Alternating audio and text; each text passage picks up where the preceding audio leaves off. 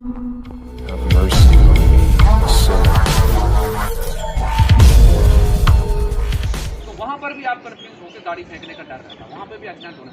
तो ये गाड़ी के इंडिकेटर्स और रोड के साइंस का आपको ध्यान रखना गाड़ी चलाते वक्त। दूसरा कारण एक ये भी बन जाता है कि हम एक्सीडेंट कर बैठे, ठीक है, दो चीज़ें हो गई।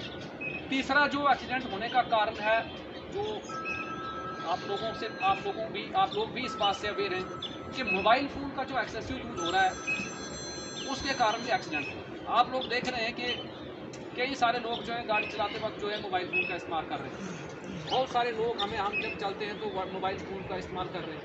अब मोबाइल फ़ोन का जब इस्तेमाल कर रहे हैं, अब जब हम चेकिंग पे हैं तब तो हम उसको रोक के चालान कर देंगे, बट जब हम चलते हुए किसी को देखते हैं तो उस वक्त उसको रोकना हमारे लिए भी खतरा हो जाता है। इंस्टेंट किसी गाड़ी को हाथ देकर रोकना, वो ब्रेक लगाना, वो भी एक खतरा बन जाता है। तो इस चीज़ से भी आपको बचना, जितना हो सके मोबाइल फ़ोन से आपने मोबाइल फ़ोन के यूज़ से आपने ड्राइविंग करते वक्त बचना। जब भी आपका टेलीफोन कॉल आता है, मोबाइल फ़ोन कॉल आता है, आपको आराम से गाड़ी साइड में लगानी है। 1 या 2 मिनट से कोई फ़र्क नहीं पड़ता। 1 या 2 मिनट से आप लेट हो जाएंगे, कोई प्रॉब्लम नहीं, ठीक है ना। 2 मिनट से आप लेट हो जाएंगे, कोई प्रॉब्लम नहीं है। आप आराम से, चाहे आप पैसेंजर गाड़ी चला रहे हैं, चाहे आप प्राइवेट गाड़ी चला रहे हैं, साइड में गाड़ी लगा के आराम से आप बात करें। अगर ज़्यादा इंपॉर्टेंट है तो बात करें, नहीं है तो आप उनको ये भी बता सकते हैं कि मैं इस वक्त ड्राइविंग में हूँ, इंपॉर्टेंट ड्यूटी से जा रहा हूँ या काम से जा रहा हूँ, हॉस्पिटल जा रहा हूँ, wherever you are going, आप बता सकते हैं। तो अपनी कॉल स्थगित करके आप थोड़ी देर में भी उनको कॉल कर सकते हैं जो आपके कॉल, ठीक है। तो मोबाइल फ़ोन से भी आपको बचना। ये नंबर 3 काज मैंने आपको बताया कि एक्सीडेंट क्यों होता है। नंबर 4 जो कारण है वो आपकी गाड़ी का मैकेनिकल करवाना। कई सारी गाड़ियाँ मैं इस एरिया में देख रहा हूँ, बहुत सारी गाड़ियाँ मैंने बदला में 6-7 गाड़ियाँ अभी थोड़े ही अरसे में आके सीज गई हैं, जिनकी फिटनेस नहीं है, जिनके डॉक्यूमेंटेशन प्रॉपर नहीं है, गाड़ी का मैकेनिकल नहीं हुआ है। इस एरिया में भी मैंने 3-4 गाड़ियाँ जो हैं वो मैकेनिकल के बगैर जो है सीज की। तो मैकेनिकल गाड़ी का टाइम टू टाइम करवाना बहुत ज़रूरी है।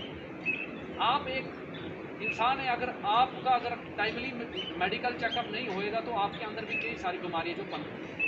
इसलिए जिस तरीके से इंसान का medical checkup time to time होना ज़रूरी है, इसलिए गाड़ी का भी मैकेनिकल चेक जो है, डॉक्यूमेंटेशन जब आपकी ओके होगी तो नेचुरली आपका उसका मैकेनिकल भी होगा, ठीक है ना। तो आपको मैकेनिकल आपने उसको कहीं चेक नहीं करवाया, उसका आपने टायर चेंज नहीं करवाया है, अंदर आपने उसका ABC जिसको कहते हैं एक्सीलरेटर, क्लच और गियर, उनका आपने अगर मरम्मत नहीं करवाई है, आगे से चेक नहीं करवाया, टाइमली उसको आपने मैकेनिकल ऑयल नहीं डाले हैं, इंजन ऑयल वगैरह, ब्रेक ऑयल वगैरह नहीं डाले हैं, तो भी आपकी गाड़ी जो है आपको धोखा दे सकती है। सडनली आपकी गाड़ी रुक जाएगी और ऐसी जगह पे रुक जाएगी, हिली टेरेन है, रोड काफ़ी उबड़ खबड़ वाला है, उतराव चढ़ाव वाला है।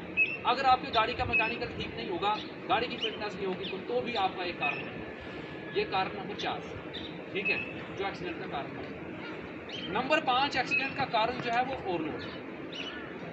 हर एक चीज़ की कैपेसिटी होगी, चाहे आप जानवरों में ले लो, इंसानों में ले लो, गाड़ी में ले लो, हर एक चीज़ की एक कैपेसिटी नक्द की गई, फिक्स की गई होती है कैपेसिटी। अब जैसे एक गाड़ी का कैपेसिटी 10 पैसेंजर का है फॉर एग्जांपल, उसमें अगर आप 50 पैसेंजर डालोगे तो कहीं ना कहीं दबाव तो पड़ रहा है ना, गाड़ी के ऊपर दबाव पड़ रहा है, उसके जो मैकेनिकल पार्ट है, इंपॉर्टेंट जो पुर्जे हैं उनके ऊपर दबाव पड़ रहा है, तो उसमें भी आपको एक्सीडेंट का कारण बन जाता है। अगर ओवरलोड गाड़ी कहीं उतराई वाले एरिया में या चढ़ाई वाले एरिया में लग जाती है, जितना उसका कंट्रोल गाड़ी का अपना सेल्फ कंट्रोल है, उसके बाहर अगर उसके ऊपर आप वेट डाल देते हो तो ऑब्वियस है, क्लियर है कि वो गाड़ी पलट जाए। तो काज नंबर 5 है जिससे आपका जो है एक्सीडेंट हो जाता है, ठीक है।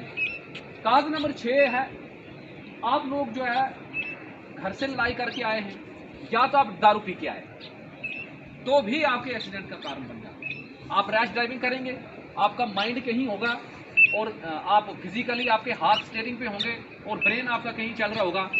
ये 2 चीज़ों में होता है, या तो आपकी घर की कोई समस्या है, उलझन है, या तो आप ड्रिंक करके आए हैं तो आपकी गाड़ी जो है पलटने का डर है। रैश ड्राइविंग जिसको हम सिंपली कहेंगे, रैश ड्राइव करने से एक्सीडेंट हो सकता है, क्योंकि आपका खुद का तो गाड़ी के ऊपर बैलेंस है वाली गाड़ी है, हो सकता है उसी ने ड्रिंक की हुई हो, तो भी आपकी गाड़ी बच सकती है। तो गाड़ी चलाते वक्त मैं आपको एक चीज़ बता दूं कि आपको सबसे फॉरमोस्ट रूल जो है, अपने आप को भी बचाना है, दूसरे को भी बचाना है।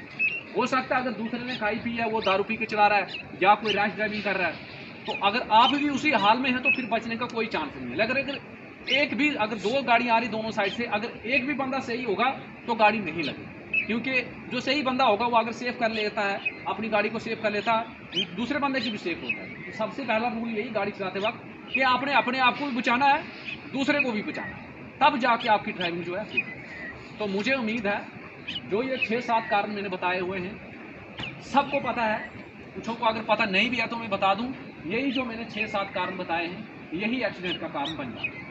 ठीक है, लास्ट वाला जो काज है एक्सीडेंट्स का वो हमारे बच्चों का, हमारे छोटे छोटे भाइयों का, जो जिद करके स्कूटी ले जाते हैं, मोटर बाइक ले जाते हैं। कई बच्चे मैंने छोटे छोटे देखे वो कारें भी ले चलते हैं, छोटी छोटी कारें, बड़ी बड़ी कारें चलाते हैं वो देखे मुझे।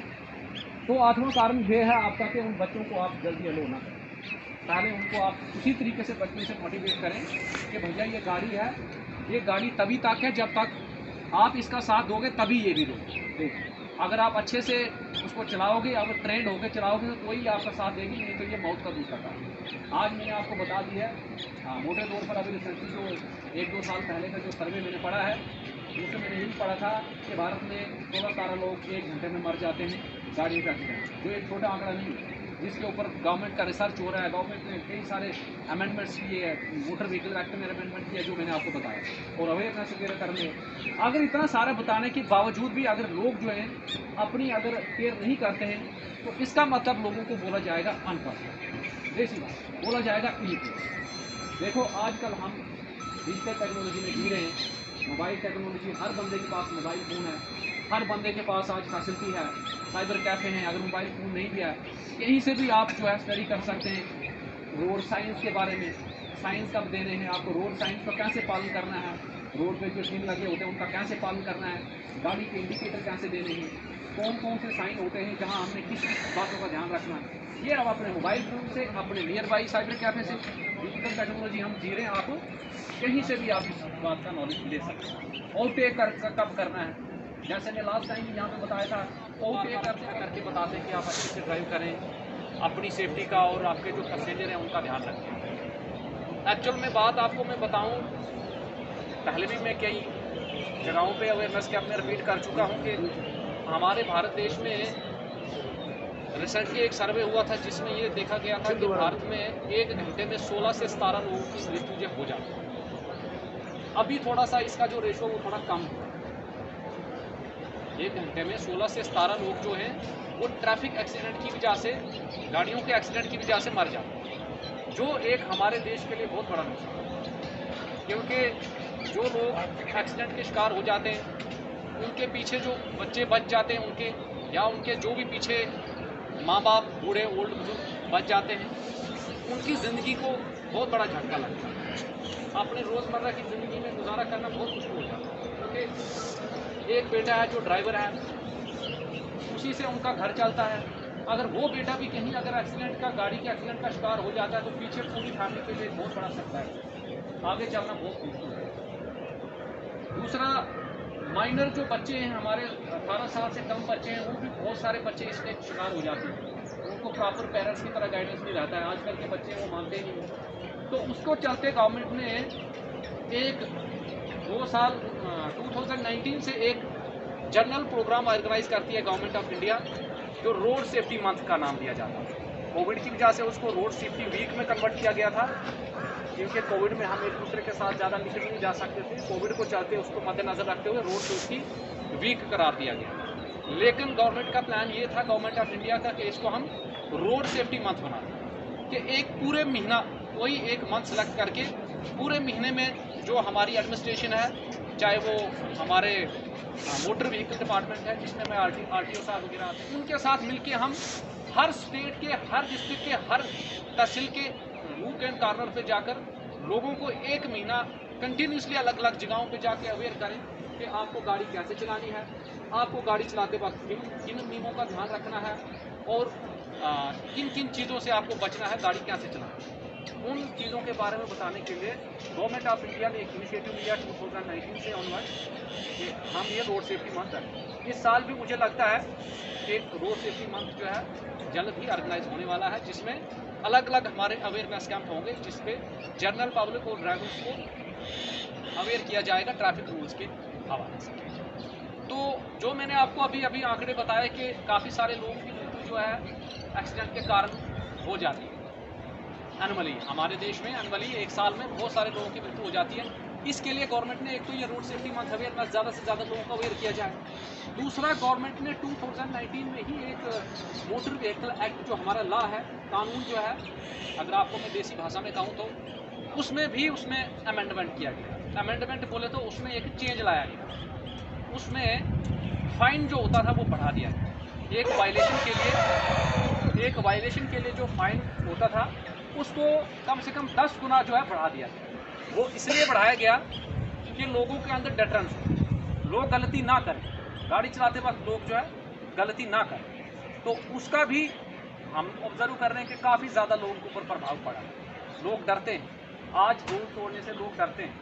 जहां हम अवेयरनेस कैंप करते हैं उसका फ़ायदा हमें मिलता है, ऑब्जर्व हो रहा है, लेकिन फिर भी जिस डिग्री तक हम चाहते हैं कि फ़ायदा हो उस डिग्री तक अभी हम नहीं पहुँचे। उसके लिए हम रात दिन आपके बीच में जहाँ भी हमें मौका मिलता है हम अवेयरनेस कैंप सिविल लोगों के साथ करते हैं, ड्राइवर लोगों के साथ करते हैं, जनरल पब्लिक के साथ करते हैं। तो इसी विषय में हम आज यहाँ पर अध्यक्ष हुए हैं। तो चंद रूल रेगुलेशन